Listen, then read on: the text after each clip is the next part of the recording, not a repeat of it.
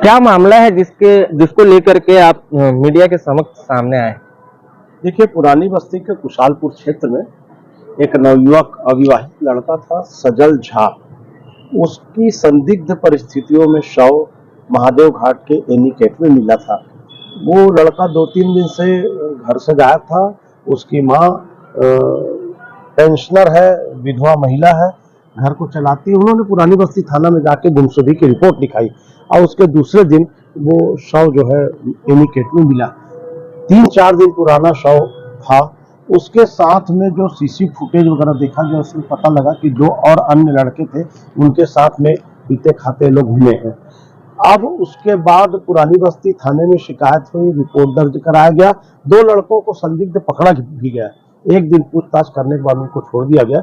हम कल मैथिल ब्राह्मण समाज की ओर से वरिष्ठ पुलिस अधीक्षक को एक ज्ञापन सौंप करके उनकी माता जी ने भी एक विस्तृत आवेदन दिया है। उसकी जांच के लिए एसएसपी साहब से हमने मिले।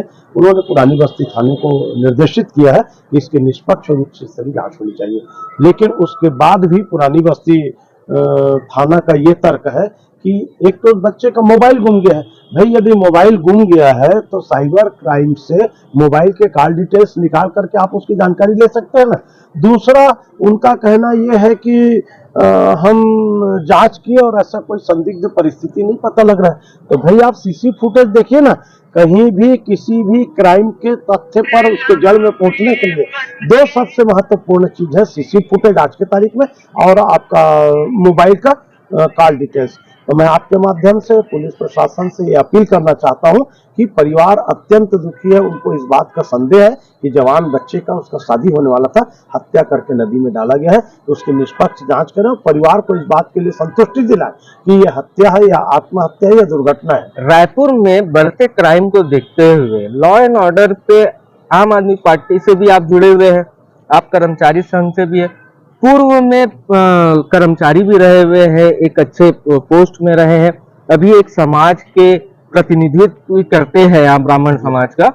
तो इसको आज जो लगातार रायपुर में जो क्राइम बढ़ रहा है, इस पे आप किस तरीके का आपकी नजरिया है? देखिए, छत्तीसगढ़ की जनता और रायपुर की 25 लाख नागरिक के लिए एक बड़ा दुर्भाग्यजनक स्थिति है।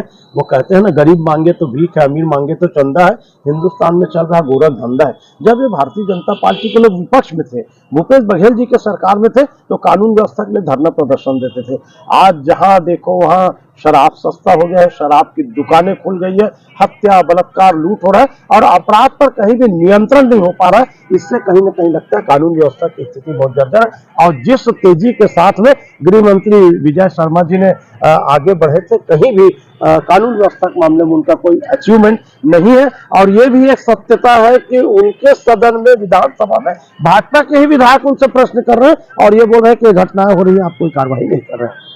सीधे सीधे एक सवाल और भी उठता है कि पुरानी बस्ती सीएसपी जो है, उनके अंडर में 4 थाने आते हैं और चारों थाने में कहीं ना कहीं लूफॉल नजर आता है, क्योंकि टिकरापारा थाने में अभी लगातार मामले आ रहे हैं, थाने का घेराव हो रहा है। पुरानी बस्ती मामला आप बता ही रहे हैं। दूसरा, अभी नया मामला टिकरापारा थाने का आया था, जिसमें लड़की को जो है सखी सेंटर भेज करके कई दिन तक के उसको प्रताड़ित किया गया है कि अपना बयान बदले, या वहां का जो प्रभारी है उस पर भी एलिगेशन ये लगा है कि वो कहीं ना कहीं इस पक्ष में था कि लड़की बालिग होने के बाद भी लड़की के परिवार को सौंपा जाए, और कहीं ना कहीं दबाव जो है लड़के के ऊपर भी और लड़की के ऊपर भी डाला जा रहा था। तो कहीं ना कहीं इसमें जो है उच्च अधिकारियों की भी कमजोरी है कि वो अपना काम, अपना कर्तव्य सही तरीके से नहीं निभा रहे हैं। देखिए, सखी सेंटर वाला जहां तक मामला है, मैं समझता हूं कि उसको लिपापोती करके कहीं ना कहीं दबाया गया और हमको लगता है कि ये महतारी वंदन, नारी वंदन, ये जो है, ये सब अब वेंटिलेशन में चले गए हैं। नरेंद्र मोदी जी की गारंटी फेल हो रही है। मैं इस बात का समर्थक हूं कि जैसे कोई आदमी मंदिर, मस्जिद, गुरुद्वारा में जाता है तो अपनी समस्या लेकर जाता है और वहां से संतुष्ट होकर निकलता है। छत्तीसगढ़ की जनता, राजधानी की जनता यदि पुलिस के पास या थाने में जा रही है तो हर दृष्टिकोण से वो शिकायतकर्ता को या थाना में आने वाले को स्पष्ट निष्पक्षता के साथ उनको जांच करके संतुष्ट किया जाए, तभी पुलिस का सीआर बढ़ेगा। अन्यथा लोगों के दिमाग में अरे ये पुलिस तो गड़बड़ करती है। तो पुलिस के माथे पर जो कलंक लगा है वो वही धो सकते हैं ईमानदारी से सत्य निष्ठा से काम करके और लोगों को संतुष्ट करके कि हाँ भाई हम आपके प्रकरण में जांच कर रहे हैं और ये रिजल्ट उनको स्पष्ट बताइए। आज यदि सजल झा का मामला है, उनकी माँ को बुला करके उनके परिवार को, उनके फूफा जी है राजनांदगांव से हैं, जवाहर भैया, ये सब परेशान, उनको थाने में दिखाइए, कॉल डिटेल्स दिखाइए, उनको सीसी फुटेज दिखाइए और उनको संतुष्ट करिए कि नहीं भैया हत्या है या आत्महत्या या दुर्घटना है। यदि ये होगा तो हमको क्यों एसपी के पास, और यदि एसपी के निर्देश पर भी नहीं होगा तो हमको क्यों गृह मंत्री के पास या मुख्यमंत्री के पास जाना पड़ेगा? ये एक बहुत बड़ा प्रश्न चिन्ह है। मैं आपके माध्यम से सजल झा के विषम परिस्थितियों में मिले हुए शव और उनके निधन का उच्च स्तरीय जांच की मांग करता हूं और विश्वास रखता हूं कि पुलिस प्रशासन उनके परिवार के सदस्य को संतुष्टि प्रदान आपका करेगा। परिचय बताएं। विजय कुमार झा, आम आदमी पार्टी कर्मचारी विंग प्रदेश अध्यक्ष।